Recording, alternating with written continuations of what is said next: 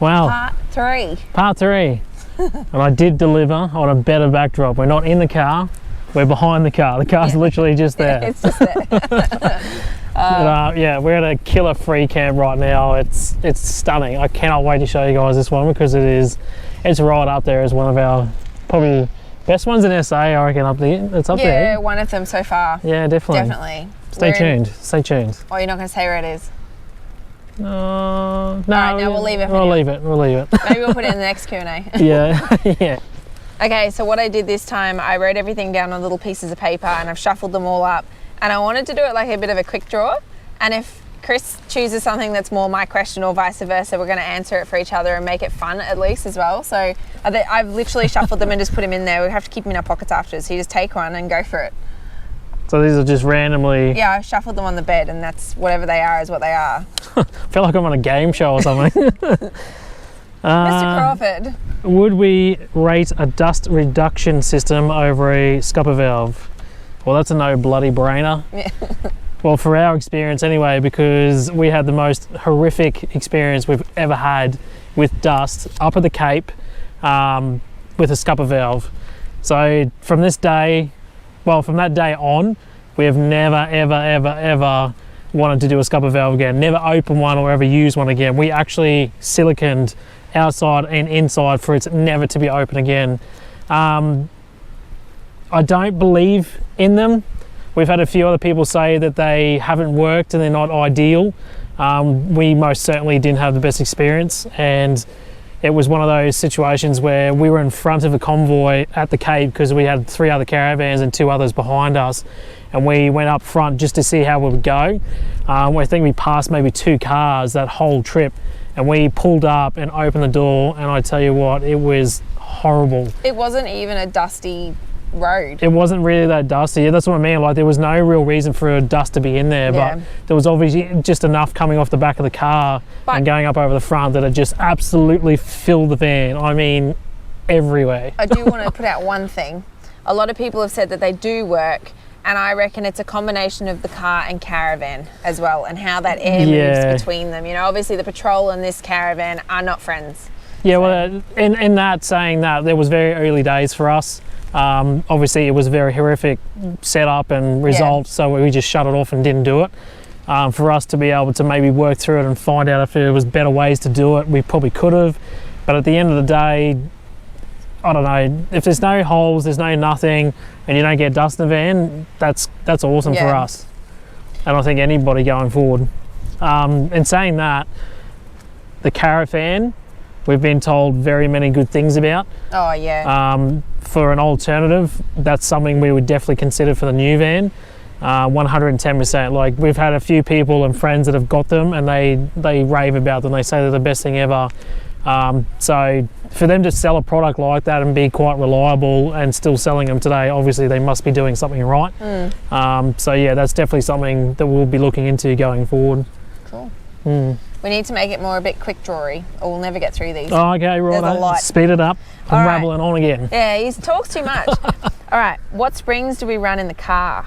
So in the beginning, because it's me now. Yeah, I was literally about to go. So in the beginning, it was the standard springs, and then we upgraded to the Petters Track Rider 400 kilo constant springs.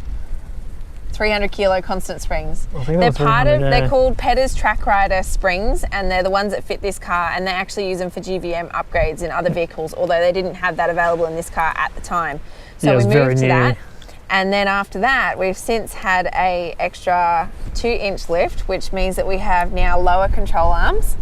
Front lower control arms, and they increase the spring size at the back. So the Petters ones are no longer in there. They're part of the Patroller part 2-inch lift kit. Not bad. What rating are they? 300 constant? 400. 400, okay, so 400 constant now. Yeah, so they that wasn't bad, surely. No, you did pretty well. That was good. I was actually pretty impressed by that. Just quickly, they do have 2 kits for the 2-inch lift. So you get a 200 kilo or a 400 kilo. And I've got the 400 obviously because we've got a bit of extra weight with drawers, fridges. We got a bigger van with a ball weight and all that sort of stuff. It doesn't sit up like a hot rod like most people would think. it does pretty well. But if you didn't have much in the back of the car and you only had a smaller van, maybe look at the 200s, but I'd highly recommend getting airbags with them because they still sag a fair bit. It's whatever the next one is. Do we add plus cull from the van all the time? 100, yeah. 100%. Well, it's like anything being in a house. Like you go out and you find something you like, you buy it. You go to the markets, you buy something. You go to the shops and you're buying something that you thought, oh, I need this, I need that. It's no different in a van. It's still very much the same. You're just more conscious of it. Culling happens all the time. I'm big on it. I'm a bit of a yeah. I tend to throw away things that you're not too impressed by, and then you get over it. That is true. I get quite anal with certain things, and it's like if it's not being used, we don't need it. Everything that we have, every single thing we have in the van and car has a purpose. There is some sort of practicality to it, and you need to be that way because things can add up very, very quickly. This is where people get carried away with their weights and they get overweight. I wish I could think of something on the spot where it was like I thought we needed it and you didn't, because I reckon there'd be like some back and forth. Oh, there'd be quite a few things, yeah. Yeah. Well, it's man versus woman as always. You need to cull. Oh, you need to cull, yeah. You need to be getting on top of it.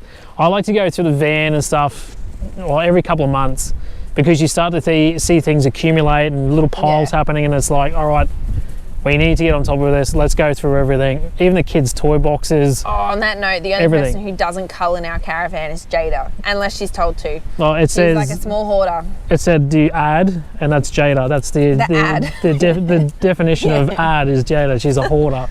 Oh. All right. Will fuel prices slow us down? I don't think it will. We're still going to travel. We're still going to move around. Fuel prices won't stay this way forever. Yeah. I do think that there is the odd occasion where maybe if we need to go to the shop just to go get some bread and it's going to be half an hour each way, we might not go to the shop to get the bread. We'll go without for a couple of days until we go to the shop for a real shop. So we might reconsider things like that sometimes, but otherwise we're still going to move around just as we always do. We're not going to skip things just because the fuel is higher. If anything, maybe one night a week we'll free camp instead of going to a caravan park and save, $50-$60 that way, and then that can go towards the fuel that we needed anyway. Yeah, you can always compromise with certain things, especially when you've got the ability to free camp, like you just said. Like you can save some serious money. So that's another big reason why you get a good battery system. Yeah, the battery system. Righto, how do we keep the kids quiet in the van park? In the van parks? You just shut the windows and turn the music up. Well, you don't. You don't. Yeah, well, kids are kids. Yeah, well, that's it. Like, shut the windows and turn the music up.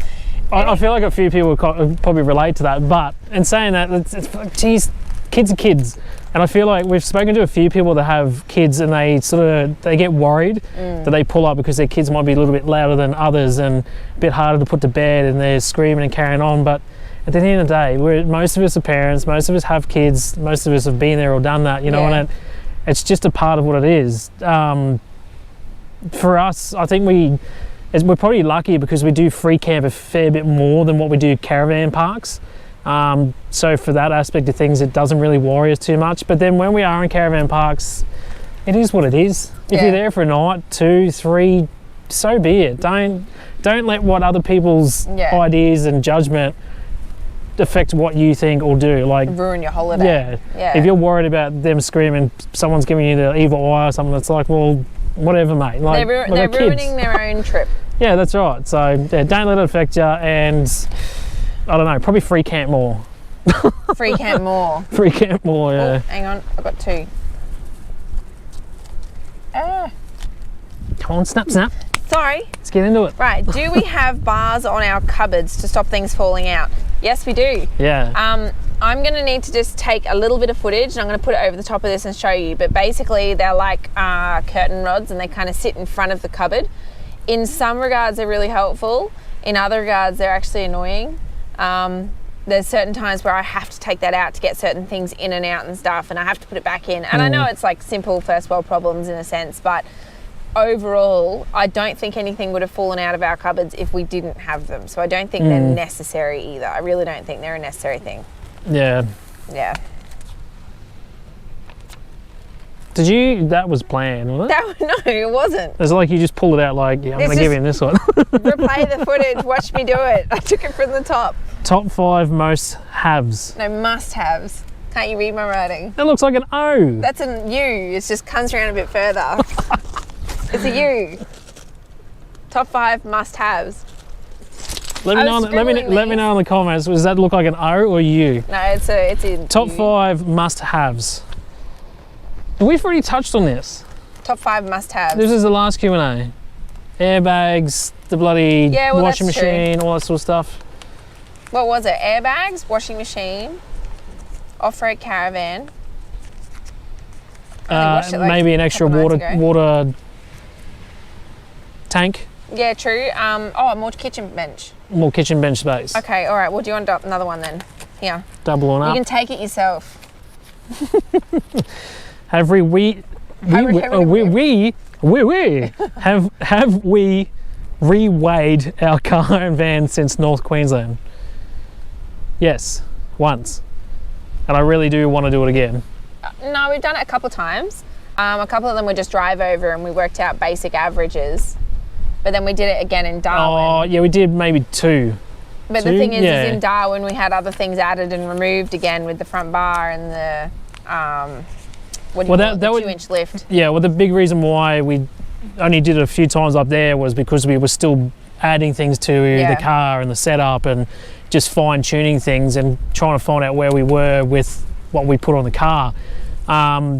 We haven't done much since because that sort of goes back to the culling and stuff. We try and keep on top of everything, so nothing's really dramatically changed. But that's not an excuse to say that you shouldn't get your van and car weighed. Yeah. I would suggest doing it probably every 6 months to a year.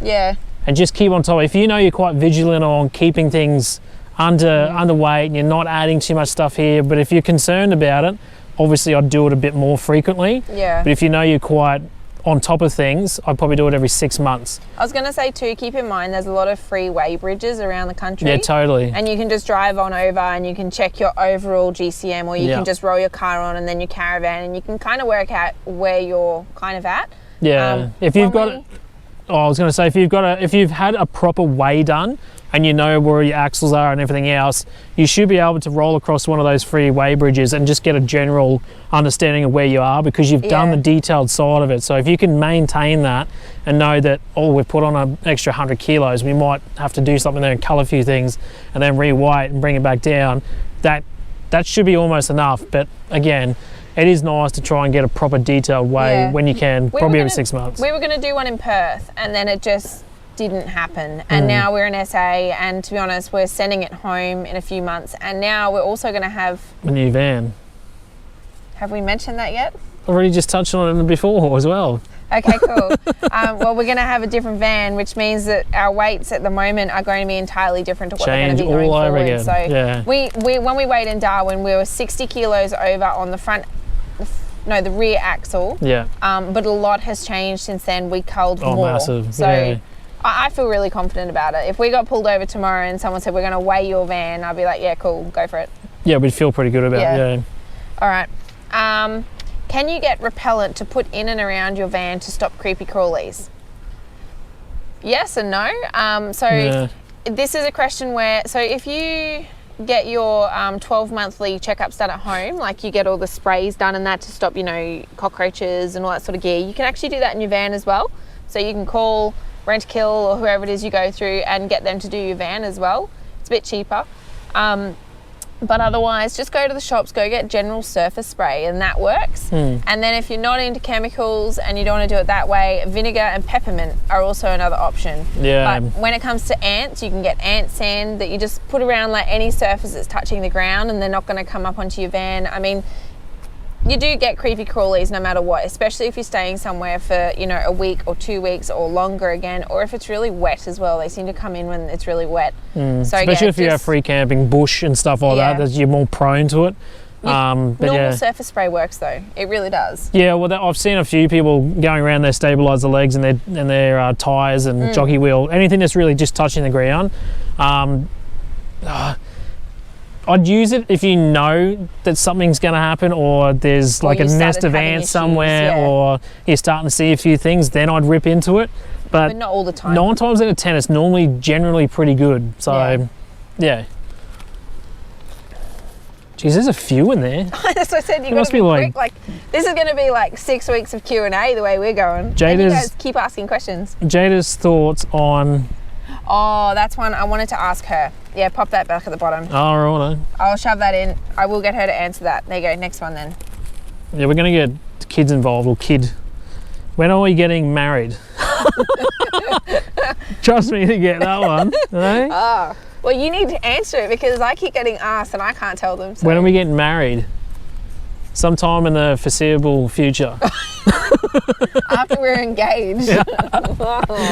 Yeah, well, it's you told people WA, so you. I did actually. Yeah, I apologise for that because, well, if we didn't have to rush through the bottom south, if we didn't have to rush through the south of WA, there was a very good chance it was going to happen. But it was just like go, get out, and cross that border basically. So I've just given up. That's my excuse anyway. But yeah, I don't know, bloody hell, soon.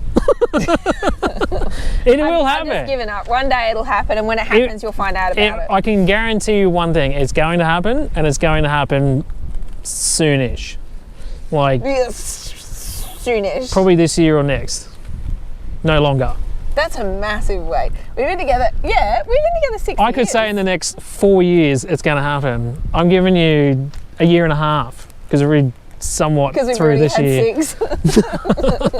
It's worse out there. I don't care. It's all good. You do. At the end of the day, she does. I do, but I don't. At the end of the day, like, we have kids together, we live together, we've got everything together. It is a bit of paper, and you know, in some religious sense, and that for some people is really important. But like, we have kids together. He's stuck with me. You're stuck with me whether you want to be or not. That's bigger than a ring. That's a big deal, you know. So yeah, it's going to happen. It's going to happen. Next question. Let's go. Love you. Love you. Bloody. All right. What month would you recommend doing Cape York? Okay, so we can only really give you our personal experience. We were there. Yeah. I'd only be telling you what other people have told us. No, but we were there end of August, beginning of September. Yeah, it was like, the last 2 weeks of August and right through September. Yeah, so we were there for 6 weeks. Yeah. And we had the best time ever. Some of the crossings in that were quite dry, and everything was reasonably easy to drive, so it was probably a good time to go from that perspective. But reasonably dry, I wouldn't say. There was still a fair bit of water around. No, I mean, there was enough water to have fun in, but it wasn't passable. Yeah, it wasn't stupid, but it was still. You didn't have to winch every single obstacle, in a sense. Yeah, no, like I feel, from what I've been told, the earlier you go, the wetter it is, and the hardcore it is. The later you go, obviously you'll somewhat have, about probably when we went, still water around, but things are still fun but achievable. Yeah. And then you can go when it's just super dry. But if you leave it too late as well, and the wet comes through, and we got the very, very end of that, a few times it really rained, and like everything gets wet. The roads are harder to drive, like everything's muddy, like everything changes. So you don't want to be there in the wet, but if you can time it for the end and you want to have it as a little bit more of an easier experience, go for the end of the dry September, like August, September. Yeah, I reckon we timed it very bloody well for that trip, considering it was very spontaneous. So yeah. Yeah, we didn't even know we were going until like 2 weeks prior. What brand, model of drone do you recommend? What do we have? Oh, I'm glad you got that. Yeah. What brand and model? I recommend all day, every day DJI. Don't go anything else. If you're going something else, it's probably you're going to find it hard to get support. It's probably going to be harder to control and just the layout and the setup. Whereas DJI is the same across the board, no matter what drone you have. And like, they're the biggest company in the world for drones, so you'd be silly not to go one of them. Model, they don't do the Mavic 2 anymore, the one I used to originally have. They've now mashed that and the Air together, and that's the one I've got now, which is the DJI Air 2S. So that's basically a mashup of two of the smaller drones, well, lower class drones, I guess, mashed into one. For me personally, I absolutely love it. It does everything I want it to do. I do a lot of filming, as you guys know. I like to take photos with it all the time. I do a lot with it. I'm flying it probably guaranteed every second day. We check out even like areas, like if we want to see what a camp looks like, you'll fly it over to the camp Oh, and absolutely, be like, yeah. oh yeah, take that track. Like, we use it a lot. I do get asked a fair bit about the Mavic 3. Not sold on it. I don't really have too much time for it. For everything that I've looked into and reviews and comparing it to every other drone, yeah, it's got a few extra features, but it's like a new iPhone that comes out. It's only that little smidge bit better sometimes than the one that was just already out last year. Like, it's almost pointless spending an extra, sometimes $3,000 to $5,000 to maybe $1,000 in the Mavic 3 case, thousands of dollars more to have this astronomically bloody amazing drone. But look at what you get already. Well, that's what I mean. Like, I still can do most things, like 90% of what it can do, and it's far cheaper and far more affordable. I don't know. It's realistic. That's my recommendation. If I was going to recommend anything to anyone, even as a beginner, I'd go the Air 2S and DJI, 100%, all day, every day. All right. Do we have merch? And yes. that's not a product placement like question either. Literally, I got asked that and I was like, I'm going to put it in because some people actually don't know. But yeah, we do have merch and it's on our website, www.bgirlsexplorers.com. And we've got ones with our logo and there's a couple of designs in there. If you've been watching our latest episodes, we've got the new Making Memories tee that he made. Yeah. We have a Loyalty Beach tee. No, I haven't got it on at the moment. Loyalty Beach tee as well, ladies one on there. So there's a few different designs and bits and pieces. We got kids stuff. Yeah. We got stubby coolers. We got stickers. Yeah. We got a few things there. I've always been big on merch and making shirts and things like that. And it's never been a huge, let's go and make heaps of money out of it. It's more. We don't make a lot of income from it either. Nah, so we make bugger all, really. If you want to rep what we're doing and you want to be a part of that side of things, then please do it. It's there for you guys to support us if you want to be able to support us by wearing 100%. It on your back. Yeah.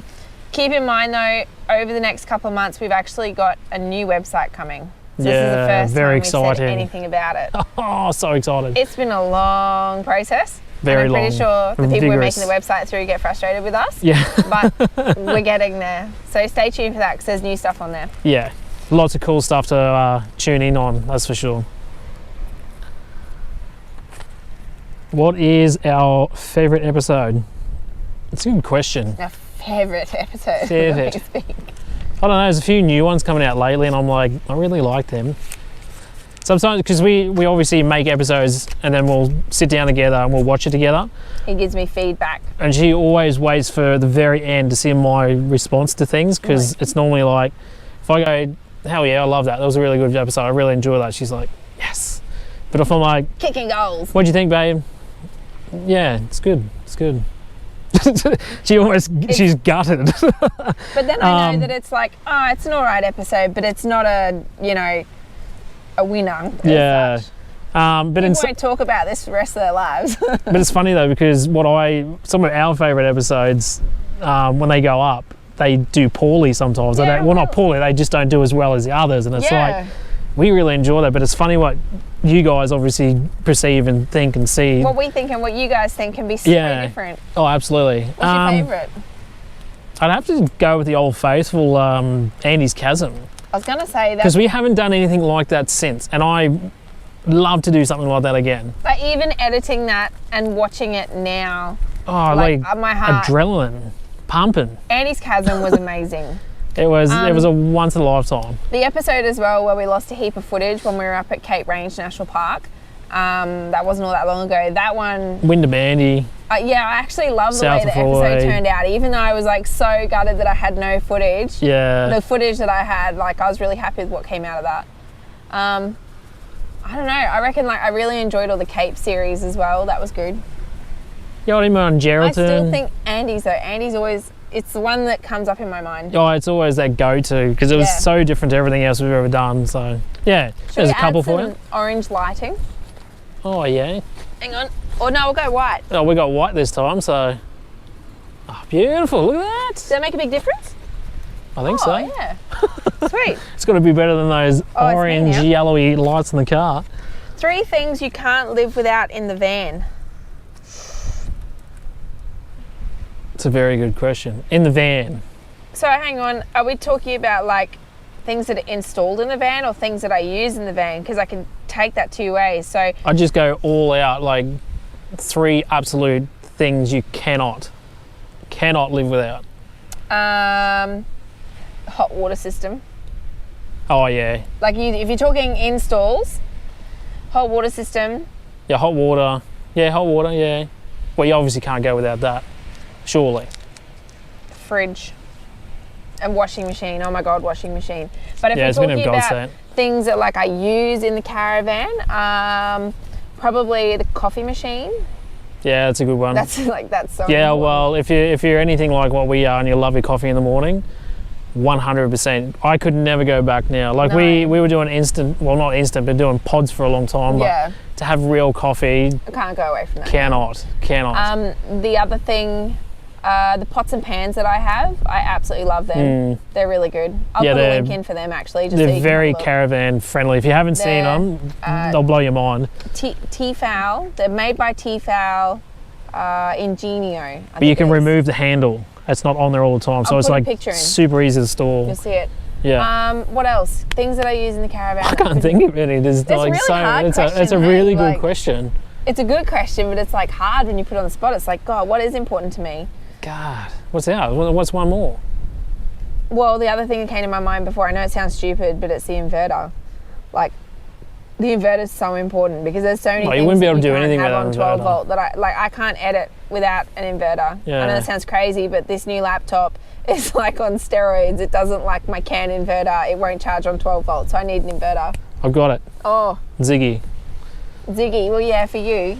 Yeah, Your man version. Absolutely. You've got to have a good barbecue. Things I can't live without in the van. Alfoil. I know it sounds stupid, Oh, but we to use cook on the we Ziggy. use a ton of alcohol. Paper So much. plates.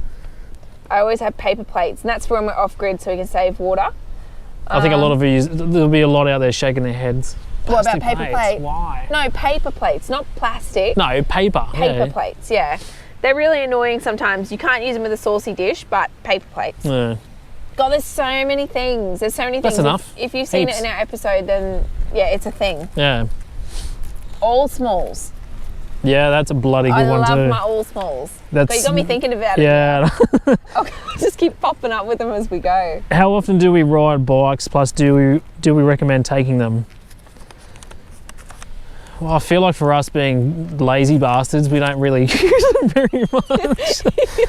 I think family. I think originally we wanted to be that family that got on their bikes and went for a ride, take the kids for a ride, this, that, everything else. But to be honest, we don't really use them that much. No. We used them for a little bit there because I feel like that was the City life. initiation of we got new bikes, let's use them, and then. But city life too. It's different to being here. You can't. Oh do it yeah, here. yeah, yeah. But that's the other thing too. Like for our situation where we do a lot of free camping and stuff, especially where we are now, you'd be flat out trying to ride a bike.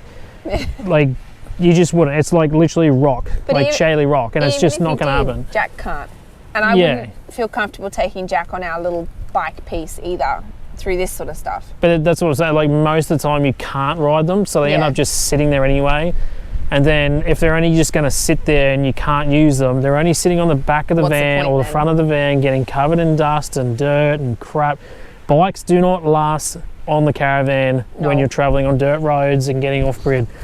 It's probably the only thing that they need to invent is somehow to save bikes and have some sort of, I don't know. I've Okay. seen. I'm going to throw it out there. Someone is going to pop in the comments. Have you seen ADU's new caravan? We have. We have. But You need something like that, but it's- geez, that's That's not ideal for us either. No, but it's a cool setup. Oh, if you absolutely love your bikes and they're worth a fortune, you're using them all the time, Yeah. I'd totally do something like that, but we don't. And they're only getting more and more destroyed on the I back of the van. And Take bikes for the kids. If the kids absolutely love bikes, take bikes for them. Don't bring like $1,000 bikes. Get them like the 149 one from Kmart and Big yeah, W. don't go stupid on Yeah, bikes. Don't be salt, spending thousands of dollars. Dust. Worst dirt. worst case, get the bikes, the kids a couple of bikes, they're small enough. And then for the parents, invest in a bloody scooter. Yeah, electric scooter. Or electric scooter. Something that folds down. It's compact. You can throw it in there somewhere. If you want to pull them out, you can pull them out. All right. They're not out in the elements. Wow, what do we reckon? Are we going to do many more? How's our thing looking? Oh, we've been going 30 minutes. We'll go a little bit longer. We can do it. All right. Has our door been repaired yet? Why or why not? I am being smashed about the door. So YouTube on our lives, not our lives, our premieres, people ask me about it. In comments, people ask me about it. I don't know, do you have it much on socials? I don't think I did get as, a lot. Yeah, I don't think it's as much as what you're getting now. So people obviously ask me all the time. I don't know why. But no, it's not fixed, and it's probably not going to be fixed until we're back towards Brisbane, because we had a quote done in Albany, and I also asked a couple other companies around the bottom of Perth as we were moving around and they kind of said, you're going to need at least 12 weeks to get this done, because the door we've got no longer exists. No. The new door is a different size, so they have to probably make a custom door, and the wait time to get anything done on caravans is just ridiculous, basically. So too hard basket. Yeah. It's for what we've got, it works. We've got security so we can leave the van at the moment. And we've got security on the inside of the van, which we haven't shown you just for security measures. But we're safe, we're fine, our gear's locked away. When we go home, it's still practical, it's still functioning, it's still doing what it's meant to do as a door, just not the way it's obviously meant to. So I miss that's having all that a really fly matters. screen. I'm excited to have a fly screen. I'm just excited just to have a door that you can just push and it shuts. Yeah. We haven't had that for bloody a long time, and It'd be nice. It's the smallest things, but it just goes to show not everything's perfect, eh? Well, that's a bloody big one. Some of them are big questions. They're like, you guys ask some really good questions. I'm just throwing it out there. Yeah, seriously, there's been some bloody crackers. How far do we travel on average between stops? What radius do we explore? I.e. travel 100 kilometres to explore 50 kilometres. So like, their side. If we're moving, I had to minimise it down. So if we drove 100 kilometres, do we then explore that 100 kilometre radius around us and then drive 100 kilometres and do the next 100 kilometre radius? You know, like how far do we travel and what area do we explore? Does that make sense? Yeah, sort of, I don't know, it varies.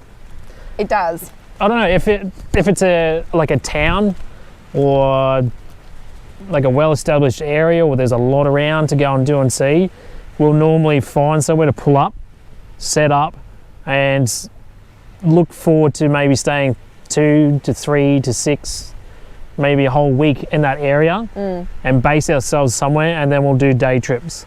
But they can be quite long trips as well. Like we've been known to do 10-hour days, go do stuff. So. Well, that's the joy, I guess, of basing yourself somewhere for a period of time, because you can do those big long trips and try and smash out the short ones as much as the long ones and do like a very big radius of that area.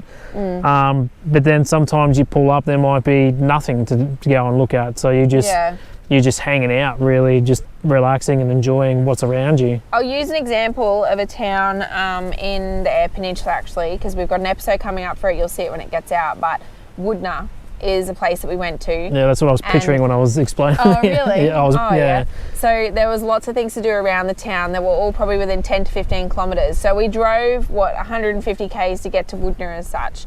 And then we checked out all these different little things around the town. And you had to go to the next town back to do a few more things, and then you had to go past that next town out to the Gawler Ranges to do the organ pipes and that. So we made those two as a day trip while we were there. Yeah. But all the little runaround ones in town, we'll maybe spend the morning doing bits and pieces, and then we'll spend the afternoon, chilling out. It depends on how much you want to do while you're in a place. Like on average, but I reckon on average, like moving days, we'll do anywhere from probably 100 to 200 k's on average.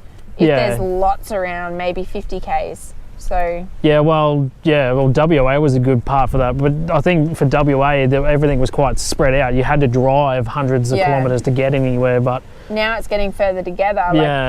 Like today we drove, I think it was 27 kilometres, and we're at our next spot. So, but like when you compare WA to South Australia, like it's so tiny. Yeah. And you can literally see 3 or 4 towns in a couple of days. You can smash it out so quick.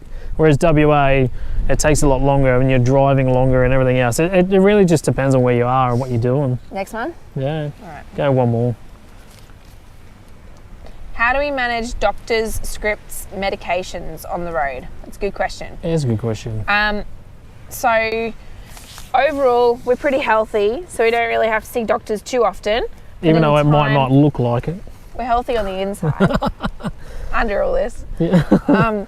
But yeah, so I've had to go to the doctors at one point in Kununurra, and I'd never been there before, so pretty much you just call up, hey, I'm a new patient, and you go and visit. I've also been to my doctor at home via telehealth. That was, we were in Cairns at the time, I think it was. Yeah. And that was just a phone call. And then I ended up needing a script for him and he just emailed it to me. So that was like really easy. But when you need to see someone face to face, just find your local doctors. Like in tiny towns, try and plan ahead, because often they've got one doctor and they've got all their regular appointments and they've got to fit you in around that as well. And also be prepared that some of them aren't going to be bulk billing either. There's quite a few that are private, so you will have to pay the fee. I'm just trying to think though, like we've only seen the doctors probably 3 times in the whole time we've been on the road, and it's always been pretty easy. Like, don't overthink it. Yeah. In the great scheme of things, if you look at your doctor before you leave too, just say, hey, I'm doing this, how can I have give them a heads up. Yeah, you might have well, I guess with COVID and everything else that's happened too, like a lot of these connections are now being made for you to be able to stay in touch with people, whereas that wasn't available. It was like you had to go somewhere, you had to make an appointment to go here, and whereas now you can do a lot of things over the telephone, you can do it online. If you have a regular doctor though, like he's going to know everything about you, and if you're comfortable going there and he already knows your scripts and he knows everything you need, just talk to him before you leave. And I'm almost sure that everything will be fine. In some cases I know as well, if it's a script for something which is like, I don't know, I'm trying to think of the way I can put it, like an opioid or something, like a full-on painkiller, you know, or a Schedule 8 drug or something. If you know what I'm talking about, you know what I'm talking about. But sometimes they can still do that, but they'll send it straight to the chemist. So you can't just get it emailed to you. You can't just get it through, you know, your own means. You just have to go pick it up from the chemist, and you don't get any repeats. So that's also possible. But yeah. There you go. There we go. Well, will you wrap it up, eh? Yeah, I reckon we're about halfway. Jeez, I reckon there's like, it feels like there's like 15 bloody pieces of A4 paper. Like I don't want to lose them all, but crazy. There's a lot. There's heaps. That's cool. That's all right. I really just want to get on top of these and do them all for you, because they're all such good questions. They are great questions. If you're just looking for information, like what a better place to start. But it's good, because that's the whole point of a Q&A, is just to get it all out, to explain it, because everyone's so curious about all these different things. So we've been here so long, I can see it on the screen, the moon. Oh, is there a moon? Oh, how's that for a bloody shot? Yeah, but it's in the shot. Yeah. That's funny. Bloody hell. All right, we'll wrap it up. We'll tune in tomorrow night, and we'll try and start a bit earlier so we've got normal daylight. Yes. We'll try our best to... We might do it when Jack has a sleep during the day, if he has a sleep, because that's something every now and then. He doesn't sleep very often anymore. He's getting out of that transition. We can try. We'll see what happens. We can hope, right? But just stay tuned. There's more coming. Yeah, one more and we'll be able to finish these. Yeah, totally. We'll rip into it. We'll make it a really big one, a really good one. We need to do more like quick shot, like just get the information out. Yeah, but it's kind of hard because there's so much information sometimes, and that's what you're looking for. Look, we're rattling still. You're gonna sleep tonight very well after watching this. So anyway, thanks guys. I hope you're really enjoying these videos, because we love, again, doing them as much. I think we're getting quite a fair bit of feedback on the last 2, which is really good to see that everyone's just enjoying sitting down and just listening and soaking up all the information. I'm just going to give you a heads up too. One of the questions, which I know is in here, I didn't know when it was going to come up. It's about what we earn, and I want to give you feedback about like these videos versus other videos and things like that, and how it all works, and tell you some more information. Yeah, a bit more back of house. Bit of a hanger there for the next episode, but legit, it's in here somewhere. I just don't know where it is. Yeah. All right, guys. That's it. No more talking. We're out.